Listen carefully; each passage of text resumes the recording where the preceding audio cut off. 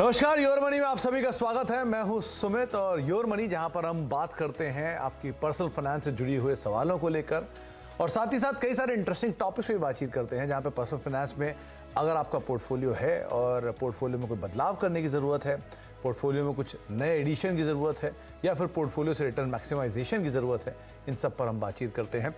और अगर आपका भी कोई सवाल है तो माध्यम आपकी स्क्रीन पर है जहां पर आप आस्क आवाज़ योर मनी हैशटैग्स यूज़ करके हमारे इस कार्यक्रम का हिस्सा बन सकते हैं सोशल मीडिया के जरिए। साथ ही साथ आप हमें अपने सवालों को मेल कर सकते हैं जिसमें आपको yourmoney@nw18.com ये हमारा मेल आईडी है और साथ ही साथ 7045220000 ये हमारा व्हाट्सएप नंबर है जिस पर आप सवाल भेज सकते हैं और साथ ही साथ हमारे जानकारों से सीधे जुड़ सकते हैं और उनसे अपना पोर्टफोलियो डिज़ाइन करवा सकते हैं। आज हमारे साथ बातचीत करने के लिए विकास पुरी सर मौजूद हैं, सर्किल कैपिटल के पार्टनर। विकास सर से हम बातचीत करेंगे अलग अलग टॉपिक्स को लेकर और साथ ही साथ एक बहुत ही इंटरेस्टिंग टॉपिक को लेकर कि पोर्टफोलियो तो आपने बना लिया लेकिन उस पोर्टफोलियो का रिव्यू कैसे होना चाहिए, कितने दिन में होना चाहिए, कितना ज़रूरी है, क्या रीबैलेंसिंग होगी या नहीं होगी, इन सब पर हम बातचीत करेंगे विकास सर से। तो विकास सर नमस्कार, स्वागत है आपका कार्यक्रम में। सबसे पहले तो पोर्टफोलियो तो आमतौर पे निवेशक बना लेते हैं, कभी कभी इधर उधर से म्यूचुअल फंड देखकर, किसी जानकारों से पूछकर, किसी एडवाइसर से राय लेकर या कुछ ऐप्स के जरिए भी वो देख के अपना पोर्टफोलियो बना लेते हैं।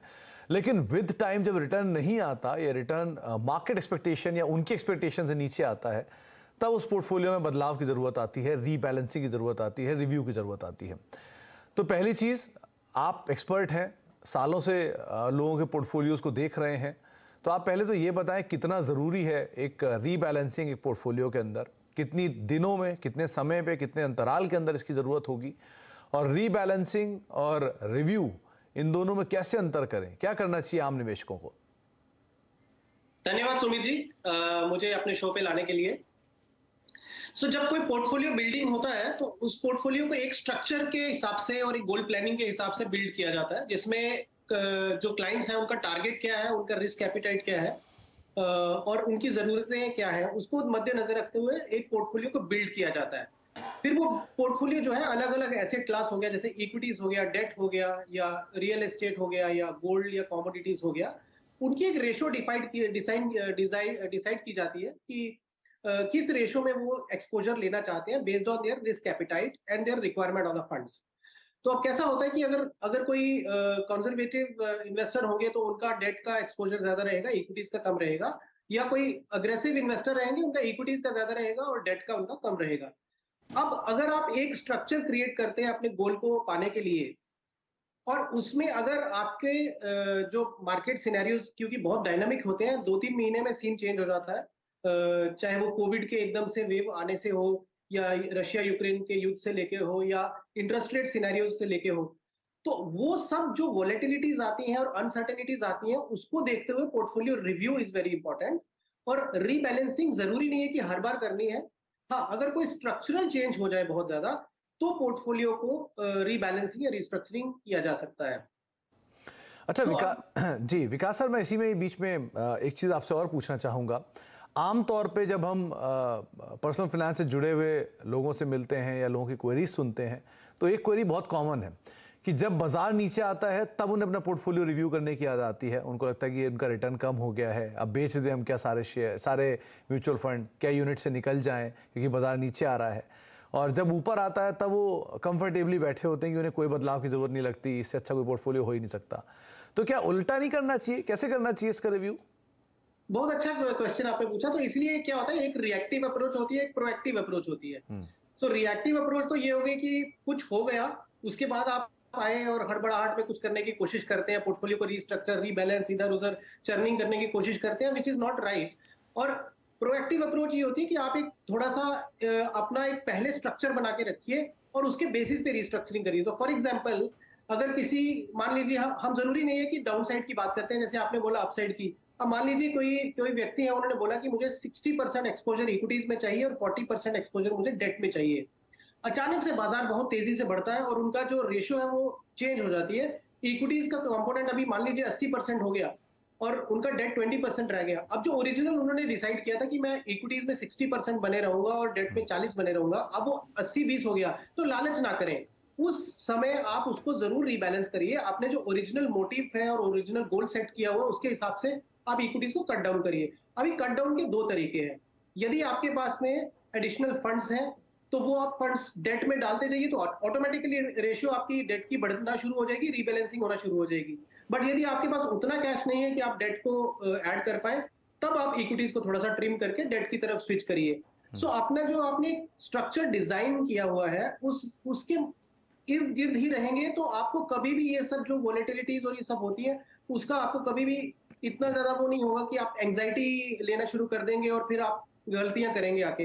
तो इसलिए अपना 60-40 हो गया, 70-30 हो गया, या 50-50 हो गया, या अदर वे राउंड अगर सीनियर सिटीजन हैं और वो चाहते हैं कि 80% डेट और 20% इक्विटी से ज्यादा ना जाए, तो वो रेशियोज को मेंटेन करने की कोशिश करिए। अगर वो बहुत ज्यादा ब्रीच हो रही है तो रिस्ट्रक्चरिंग और रीबैलेंसिंग करिए। हाँ, अच्छा। बट रिव्यू जो है, रिव्यू सुमित जी मैं यही बोलूंगा कि once in a quarter review बहुत अच्छा होता है, और एक आपका कोई फाइनेंशियल कंसल्टेंट, एडवाइजर या बैंकर जो है वो जरूर होने चाहिए, ताकि आपको एक व्यू मिल पाए, मार्केट का व्यू मिले। ताकि आप अकेले खुद से अगर सब कुछ करने की कोशिश कर रहे हैं तो हो सकता है कुछ चीजें जो आपको नहीं मालूम है या एडिशनल इंफॉर्मेशन आपको जो चाहिए हो वो किसी दूसरे व्यक्ति से मिले, तो आप एक इन्फॉर्म डिसीजन ले पाए। जी। अच्छा विकास सर, एक चीज और है, आपकी बातचीत से एक और चीज रिमाइंड हुई कि से फॉर एग्जांपल किसी के पास एक पोर्टफोलियो है जो कि एंसेस्ट्रल पोर्टफोलियो है म्यूचुअल फंड का, और अब वो उसको असाइन हुआ है जिसकी एज बहुत कम है, यानी 20 साल, 25 साल, 30 साल है, तो दोनों के पोर्टफोलियो में क्या रिव्यू की जरूरत है? यानी कि एक 60 साल के आदमी के बनाए हुए पोर्टफोलियो में और एक 20 साल के बनाए हुए आदमी के पोर्टफोलियो में काफी अंतर होता है, तो क्या यहां पर भी रिव्यू की जरूरत है? पहली चीज। दूसरी चीज, कुछ लोगों की ऑब्लिगेशन होती है टैक्स बचाना, कुछ लोगों की ऑब्लिगेशन होती है रिटर्न को मैक्सिमाइज करना, कुछ की ऑब्लिगेशन होती है सेफ रिटर्न, तो क्या इनको भी रिव्यू की जरूरत है? अपने समय समय पर बदलाव करता रहना चाहिए, कैसे करें इनको?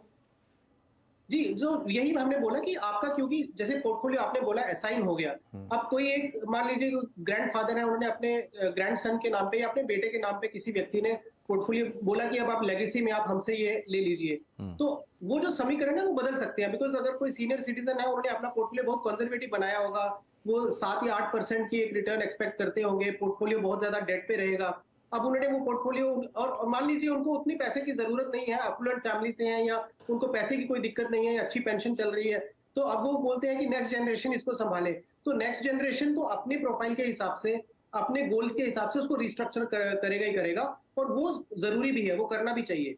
हम उसकी बात कर रहे हैं कि जैसे मेरा एक एग्जिस्टिंग पोर्टफोलियो चल रहा है, 3 महीने पहले मैंने कुछ और कर दिया, अब 3 महीने में कुछ और कर दिया, मेरे ओवरऑल प्रोफाइल में कोई चेंज नहीं है, तो मैं हर 3 महीने या 6 महीने में उसको चेंजेस करता रहूंगा, तो पोर्टफोलियो अपना वो टारगेटेड रिटर्न्स नहीं दे पाएगा।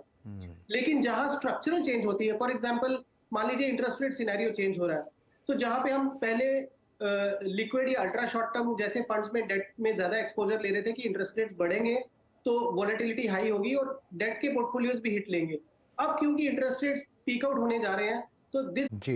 या फिर एक आपको एक एग्जांपल और देना चाहूंगा सुमित जी, जैसे गवर्नमेंट ने अपना डिविडेंड जो था, पहले डिविडेंड डिस्ट्रीब्यूशन टैक्स लगता था, उसके बाद वो जो 10% कट के इन्वेस्टर्स के हाथ में जो पैसा आता था वो उस पर कोई टैक्स नहीं लगता था।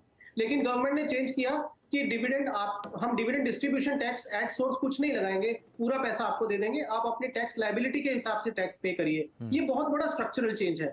अब इसमें हमारे काफी सारे इन्वेस्टर्स जो डिविडेंड पे आउट ऑप्शंस लेके बैठे थे, उनका हमने इमीडिएटली ग्रोथ ऑप्शन में चेंज कर दिया, बिकॉज उनका टैक्सेशन 30% या 40% की ब्रैकेट में आता था, तो उनके लिए बहुत जरूरी था। वो जब हमने ग्रोथ ऑप्शन में किया, और यदि उनको पैसे की जरूरत है तो 1 साल के बाद आप निकालेंगे तो लॉन्ग टर्म कैपिटल गेन 10% हो जाता है। तो कहा 30% आप डिविडेंड पे टैक्स पे कर रहे थे, आपका वो 10% हो जाता है। तो ऐसे केसेस में आपका जब कोई स्ट्रक्चरल चेंज आती है तो पोर्टफोलियो को रीबैलेंसिंग तो बहुत ही जरूरी है।